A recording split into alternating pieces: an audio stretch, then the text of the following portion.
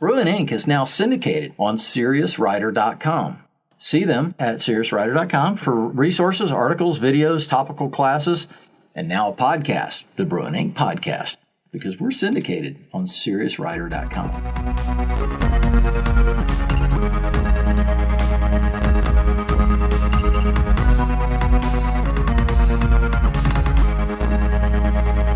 Well, welcome back to Interbrews. This is a special edition of Interbrews. This is a writing conference recap. We went to a writing conference over the weekend, and I usually do a little recap, but this time it was a different kind of conference with all the COVID craziness stuff that has been going on. It was virtual. It was online. And so this is going to be kind of a little exploration on how that went and how we thought it went. And instead of just hearing me ramble the whole time, I brought a friend on with me, Melinda. How you doing, Melinda? I'm doing just fine. How about you? I'm doing well. Melinda and I met, I think, the first time you came down to Atlanta for a Serious Writer little conference where we were at my coffee place. Yes, it was super cool. I like that too. It was super cool, and it was kind of a small thing, but it really went well, and I got to meet you, and obviously, you know, we had Bethany and Michelle there, who we've interviewed on here before. So that was fun. And then so over the years, we've just stayed connected on Facebook, and I think we met at another Serious Writer conference, the one in Nashville, right? We were there together. Yes. And we kind of hung out there a little bit, and that was kind of a crazy weekend as well. And then I saw her name in the chats or something that was going on with the Word Weavers conference that just happened. And so I was like, well, let's have a conversation. Let's see what you thought about it. So first, just tell people a little bit about yourself, Melinda, like, who are you? What do you write? That kind of thing. Well, I'm from Missouri, and I'm from a really large family. I'm number 7 of 10 children. My dad worked in the lead mines in Missouri. Wow. And was also a part-time pastor. So I went to church a lot. I started writing very young. Of course, I've always written really long letters and poetry and all that kind of stuff. I never really thought about doing it for real, like legit, until probably around 2007. I started taking it kind of seriously and felt called to write, and started going to conferences just a few years ago and getting more, actually getting published. So yeah, that's pretty much my story. I'm married. I have 3 sons and 2 daughters-in-laws and 3 beautiful little grandbaby girls. Oh, I don't have any grandkids yet, but I hear they're amazing. They are. It's wonderful. Are they worth the wait? Are they worth it? Yes. I don't know even how to explain it, but it's wonderful to be a grandparent. No, I've seen it. I comment on it often because when I see people who become grandparents and the change that comes over them, I saw the change come over my parents, and I'm like, who are these people? All of a sudden, they're just totally different people. Yeah. And I think it's cool. It is. Cool. It's great. So how did you hear about Realm Makers? So how did you hear about that conference? Well, so I know Lauren Brandenburg from a writers group here in Nashville. Okay. I also know Raylene Burke. I met her here. She's not from here, but I met her here at one of our meetings for ACFW. Okay. And so I knew them. And then what happened was in the Serious Writer Club this past December, we could pitch story ideas for Little Lamb Books in one of them. And so I pitched one of the fantasy stories that I'm working on to Rachel Pellegrino, I think is her name, of Little Lamb Books. And she's the one who said, you need to go check out Realm Makers. And so once she said that, and I already knew some other people in it, I was like, okay, I think I will totally check that out this year. And then when I saw it was online, I was like, that's perfect for me. So yeah, that's how it happened. Yeah. That was it. So it was my 3rd year, just to let the audience know, if you haven't heard the recaps from other years. It was my 3rd year, and I didn't go last year. So I went 17 and 18. I didn't get to go last year. And I wasn't going to go this year, even though it was online and a friend of mine wasn't able to go. So Becca had to have a root canal a couple months ago. So the money that I was putting aside for the virtual conference was kind of taken with that. And so, but a friend of mine called beginning of last week and was like, hey, would you like to go? Would you like to go? Or do you have a ticket or whatever? Now, something personal happened in his life that was good. He got like a new job and stuff, so he wasn't going to be able to go.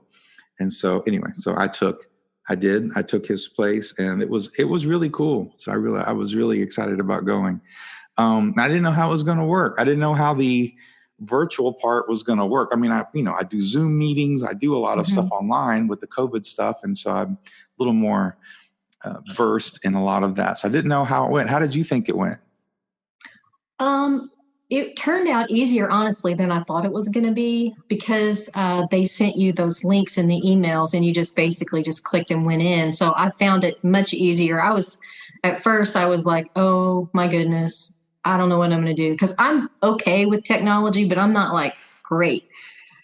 But it was much easier. I just clicked on which the classes and saw what they were. And I was like, I'll try that one. And it just worked out great. Yeah. Yeah, it was.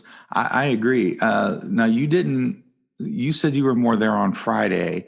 So you weren't a part of the chaos that happened on Thursday night. Were you a part of any of that? No. So that was fun. That was interesting. And Crowdcast overall was a really good experience, but something happened on their end. Crowdcast was the software that we used. That was online software that we watched the classes and we could chat and interact with. But something happened on their end on Thursday night while they were trying to set up for the for ND Wilson's kind of kickoff, his keynote that first night, and trying to get everybody over to Zoom, because basically after an hour they just set up a Zoom link and everybody went over to Zoom.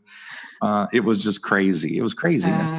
But it wasn't Realmmaker's fault. It was something on their side. And but as usual, the group is so amazing. The group of people is so amazing. And that's what first hit me back in 2017 when I went, as someone who writes, fantasy science fiction, and with kind of a faith theme kind of aspect to it, but really more for the general market is what I'm pushing for. And to be in a writing conference where they are geeks and nerds like me and writing and know all the lingo and the stuff, it's like these are really my people. So how did you feel about the people that you met? I mean, even though it was online. I felt the same exact way. I felt like these folks are just like me.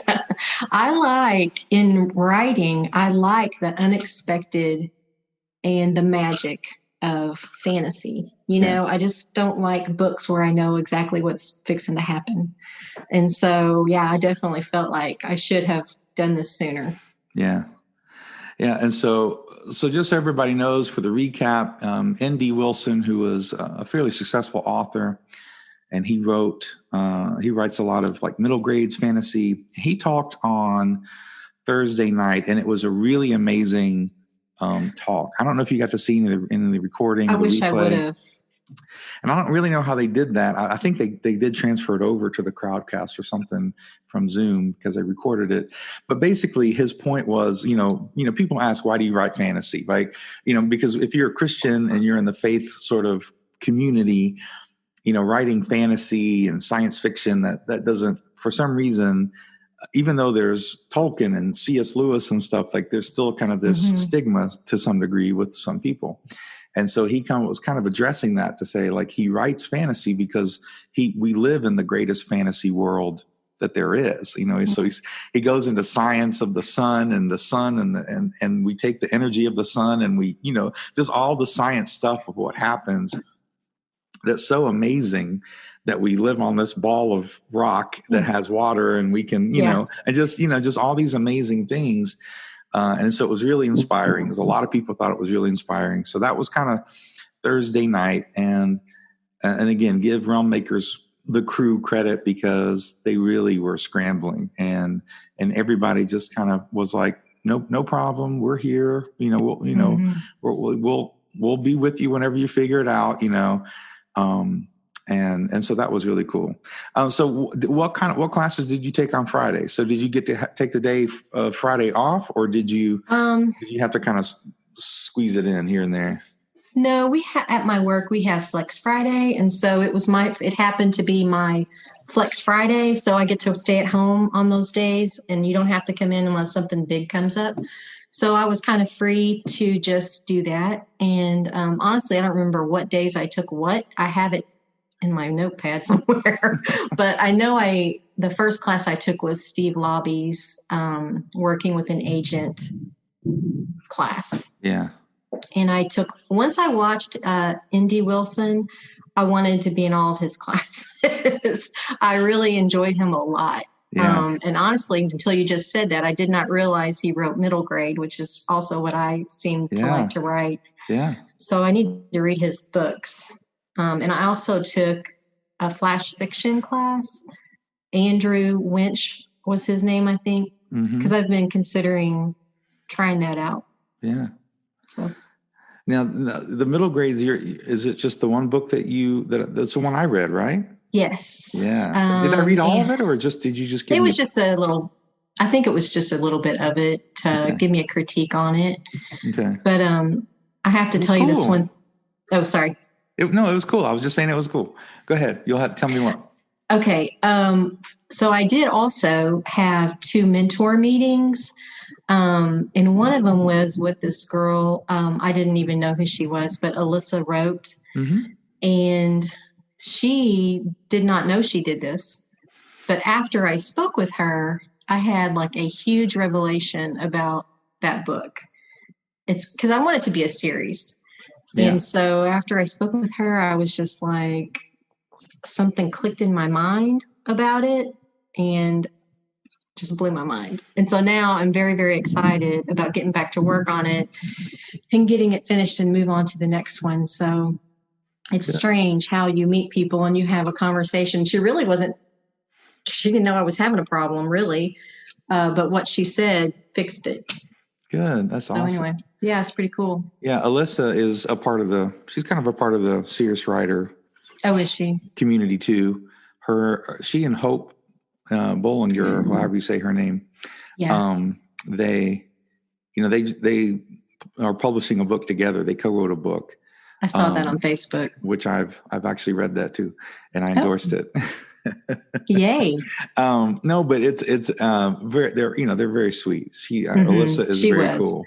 Yeah. And so that was a mentor, or was that like a editor meeting? Which one was that? It was a mentor because I haven't been published with a novel. I've just been published with articles and devotions online. So I haven't really had an actual book other than one I self-published a long time ago that I don't like to tell people about.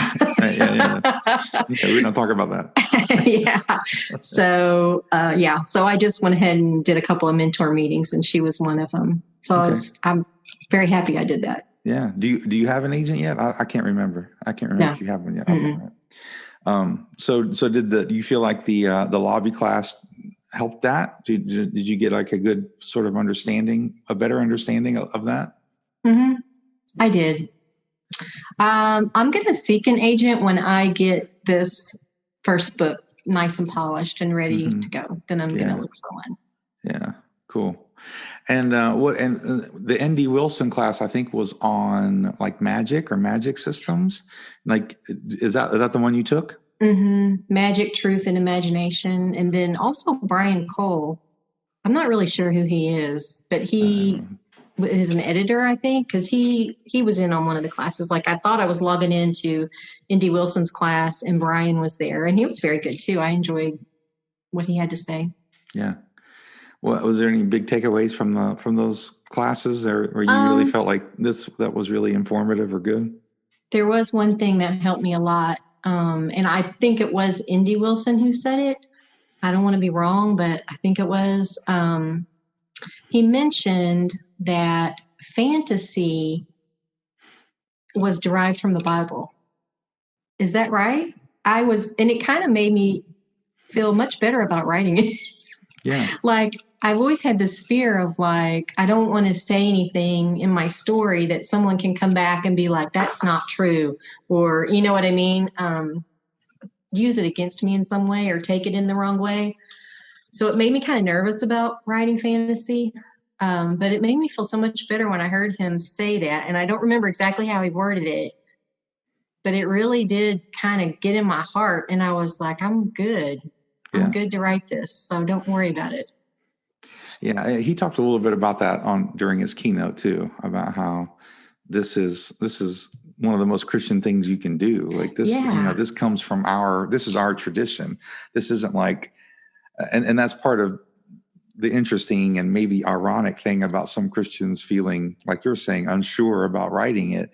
And he was saying like, no, it's actually our tradition originally. Like this is. Yeah, that's basically what he was saying. It blew my mind. I was like, I have not thought, even though C.S. Lewis is huge and I love his writings, I don't know. I just don't want anybody coming back and I don't want to say misinterpreting what I wrote because, it's a lot of allegory and stuff like that, but I don't know. Yeah.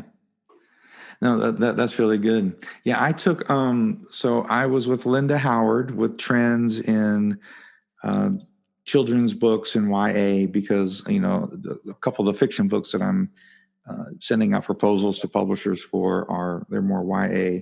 That was really good. And she was amazing.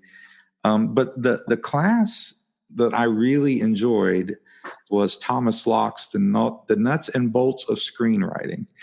And I want to get into screenwriting. That's my problem. I'm not even getting published with my fiction yet. I've got some nonfiction published, but I don't. And yet I'm already thinking like, I want to write screenplays. But he was incredibly informative. There was so much value in a lot of what he was saying that I had never heard because I've read. I'm a book reader. So like if there's something I want to learn, I'll, read books and get it from the library, do whatever. But there was a lot of just his practical experience that was really helpful. And the other one that I took was Clint Redwine's, and it's CJ's husband. I don't know if you saw much of her. But anyway, but he's a radio guy. So he's like a radio producer, radio host. And so he had these great classes. He had part 1 and part 2 that were great classes about how to get media appearances. He said, because and it was just really practical stuff. He was like, when you send it, don't call, send an email. And when you send an email, don't say this, say this. I mean, it was just step by step how to put yourself in as good a position as you can for that radio host to say yes and to want you on the show. Yeah. He has some great ideas. So those 2 classes to me were, totally worth the time. I mean, I thought those 2, I was telling God, I was like, obviously I see why you wanted me to get the ticket, why somebody called me and you wanted me here. And usually that's what happens. Like if I feel like, I don't know if I should go, because I try not to be pushy about it. And then when I end up going or God opens a door for me to go, it might be weird to some people, but I'm usually thinking, it's not me.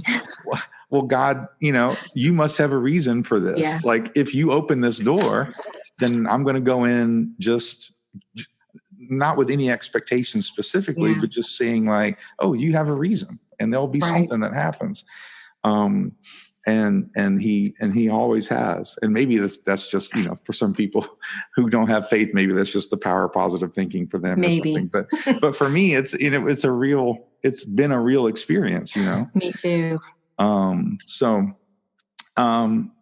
what did you think of, what are some pros and cons that you thought of doing kind of the virtual? Because you've been to some in-person conferences like me. Yeah. And, you've done the drink from a fire hose in person and have to go find lunch. And, true. It's like, what are some of the kind of the pros and cons that you could kind of look at and say, I like this, but I'd like the in-person better or something? Yeah. What I missed, or what I guess I should say didn't like, was not really getting to meet any new friends. Usually whenever I go to a conference, I meet several new people and we get to be friends on Facebook. And I did get some new friends on Facebook by, I think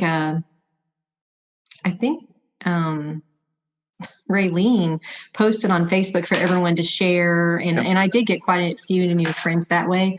Yeah. But there's nothing it's just not like sitting down with someone you meet there and actually getting to know them personally. Yeah. So we're having a storm here. I don't know if you heard that thunder. I heard that one. So I missed that. But I did like the convenience factor of like sitting at home and jumping up and doing whatever I wanted to do, doing laundry. I like that part. I did feel I had a little bit of internet problem at my house for some reason, and I kept having to refresh. And so some of the meetings went in and out a little bit. So other than that, I loved it. Yeah. Yeah, I definitely enjoyed being able to watch the session and make myself lunch or breakfast or a snack or one of the things that I liked about it too was there's one thing that we could do on Crowdcast or online that you can't do at a normal conference, which is sit there and talk about the session while it's happening. Because we were chatting on the side. That's true. You know what I mean? Doing that. Like that would be rude to do in person. Like if we're all just sitting there just having our own side conversations, that would have been rude if it had been in person. But because people are giving links and they're giving little like, oh my gosh, that's so good. Good, I love this or whatever. Yeah. Encouraging each other and all that kind of stuff. I thought that was really interesting. There were pros and cons to that because I did like it at times and it did help me. I think I had a question once or twice, but in another way, it was a little bit distracting. Okay. So I can see both sides of that. But yeah. And if I was a speaker, it would definitely be distracting. I mean, I know for Thomas Locke in our session, the moderator had to come in and ask questions because he couldn't look at the chat at the same time. Yeah, I think Steve I also said like that too. being able to like switch. If I was in a session and I didn't really think it was like, oh, this didn't really what I wanted, and maybe I'll check out a different one. I could check out something else without having to kind of get up and leave in the middle or something like that. That's true. That's true. And I liked. There's one other thing that we didn't mention is that you could also watch it on the Fantasy Network app. And I don't know if you did much of that. But I don't even know what you're talking about. Yeah. So on one of the emails or whatever, one of the conversations, I forget where I remember seeing it, but they talked about the Fantasy Network app that they would also be broadcasting on there. And so that was on my phone. So on my computer, I could sit and watch the session on Crowdcast. But if I was like up and around and doing stuff, like I could just put it on my phone. And now I wish I would have known. Yeah. Right. Think about it. I was washing up in the kitchen but I'm still engaged in the conversation or in the session. And I could, it was close enough. I could sit down and write notes and stuff. So there were a lot of things that I actually liked about the online, but I'm totally with you. The ability to sit down with people, to meet people during the breaks, to see all the cool stuff and booths and all the different things where people have, and you can look through the books. That's something you haven't been to with Realm Makers, but just, the first year I went, I was like, I want to buy every book, because they're all so cool. They all look cool and they all sound cool, and even meeting the authors. And so there was a lot of that personal connection that I missed as well. Yeah. So, Any other thoughts about just kind of that whole experience? Well, I've been to Blue Ridge a couple of times. And so I like, they have the events and stuff that you go to. I like the awards, you get to get dressed up, and I don't know, it's just more fun. Yeah. I guess the fun stuff, getting to go eat meals with your friends and stuff like that. Yeah, I totally agree. And that was something, if they have it, I don't know if it'll be in the same place, but I think so when they go to St. Louis It's in St. Louis next year, right? I saw that somewhere. At least I'm hoping that I'm right. If it's in the same place, I mean, there were so many options of places to hang out and go do stuff, and you have people sitting down playing Dungeons and Dragons and board games, and then you just so for Realm Makers, the awards night, you have to dress up in costume. That's kind of the whole thing. So instead of dressing up like in nice clothes, the idea is that you dress up, as like a cosplay kind of thing. So just so you know, if you go to St. Louis, that'll be part of, you don't have to, but that's part of the fun, and that's part of the, funny. That kind of geek culture. Yeah. Did you get to check out CJ's closing keynote? Did you get to check? I did not. We had company. I didn't get that one. Oh, did you hear anything about it? Did you hear much about it? Mm-mm. Well, all right. Well, I'm going to tell you about it. Tell. Because it was amazing. And I know CJ. I've met her a few times, and I know about her. But she got on there and she said that she was supposed to give the closing keynote, and she didn't know what to say. She says, "I didn't know what to talk about." And so she was struggling with that, and basically Friday night or Saturday morning, depending on how you would measure that, 2, 3 o'clock in the morning, God told her what to say. Oh, I love that. And so she starts talking, and I'm telling you, there was not, if you can go back and watch a replay, I'll have to figure out if I can. Yeah. And because she started talking about how she was a victim of a survivor of abuse when she was a child, and just some of the things that went along with that. And one of the ways that she felt like escape and, from that sort of trauma was through reading and fantasy. And she decided she wanted to be a writer. And when she was like 14, she was told, she wrote something about her dream of becoming a writer in middle school. And the English teacher literally told her, "You need a different dream." Oh no. And as a former teacher myself, I was like, I want to go like hit this person. Like, what are you kidding me? Like, so she did, but she persevered and she kept going with it. And, and then in college, she was in classes for creative writing.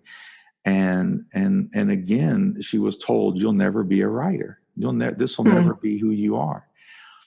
And then she gets married and has kids and homeschools, and she kind of puts the writing away for a time. And then God reminds her when she's around 30, like, this is something that you're supposed to be doing. and you've had kids at that age. And so if you can imagine homeschooling 3 boys and dealing with some health issues and married and everything else that you have in life. And she started writing again. And she just talked about how every time not every time, but a lot of times when she was doing something, those voices would come back. You need a different dream. You're not going to do this, but it was so inspiring because she talked about pushing through that. And she's now a New York Times bestselling author. It's not just like someone who writes for fun. She's very successful at it. So it was a very inspiring close, just to hear her heart and to hear her experience about how all this she had to fight through. And I think a lot of writers can relate to that, those ideas of, am I good enough? Bethany calls it the imposter syndrome. Yeah. We all kind of feel that, like someone's going to find out one day that I'm really not this cool, or whatever it is, Yeah. So it was really a very, I think, important, and it was very, to me, it was very inspiring. And I just really, really enjoyed it. So I think they put it up on, I don't know if it was on Facebook or they made the keynote public. So I think other people can watch it too. I'll have to go look. Because the Realm Awards were public. You didn't have to be like one of the registered people to watch the awards either. So kind of a promotional thing that they did. So So anyway, that was amazing. And also, we didn't mention that they, for a lot of the social aspect, they had Discord, which a lot of people know about, but I don't know if you use Discord much. Mm-mm. So there was this whole other thing happening over on Discord, which was an online platform of like a social engagement thing. I guess I think I have heard the word. I just don't know what you're talking about. Yeah. So Discord is really big with especially gamers. So people who are like play video games do stuff on Discord, and they have groups, and they have, it's not like Facebook, but it is a kind of a social media, but you can also do videos and you can record. It's kind of like a Zoom thing too. You can do Zoom meetings, and not Zoom, but video meetings and those kind of things. So anyway, so that was cool. And anyway, there's a lot of that stuff that I really enjoyed. And I was sitting there thinking, man, how could they bring in the cool stuff from the virtual and keep it for the in-person stuff for next year? Because I think some of it was such a success. Any other kind of thoughts on the conference, like big takeaways, things you really took away? Well, the biggest takeaway was what I mentioned that Indy Wilson brought up about the biblical aspect of writing fantasy. That was just tweaked my mind and heart. And then the revelation that I had afterwards that I never even thought about, when I was there, just later popped into my head, and I was like, that's the answer to my problem. And that wouldn't have happened, I don't think, had I not gone and gone through the classes and the mentorship. But I loved it. I definitely want to go to the next one. I felt like these are my people, these are who I need to be hanging with. Just thought it was very good. Yeah.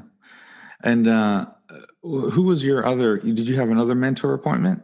One was Alyssa. Yes. And who was the other one? Phyllis Wheeler. Okay. I don't know her. Phyllis Wheeler. Yeah. I didn't know her either, to be honest. I chose her because she was from Missouri, and I was like picking people. I'm like, I'll choose somebody that's from my home state. Yeah. But she was very encouraging too. But it was the meeting with Alyssa that clicked something for me. Yeah. I think I